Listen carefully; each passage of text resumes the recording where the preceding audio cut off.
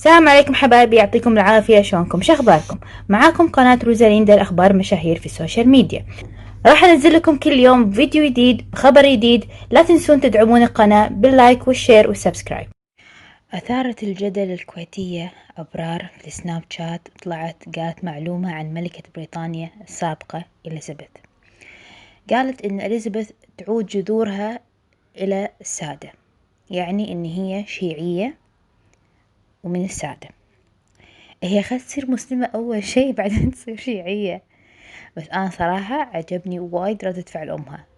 يا جماعة مو كذي والله، لا تطلعون خرابيط ومعلومات لا حول ولا قوة إلا بالله. والله العظيم ما قص عليك وما ندري. أنا قريت إن إليزابيث تنتمي جذورها إنها تعتبر من السادة. الله والله العظيم.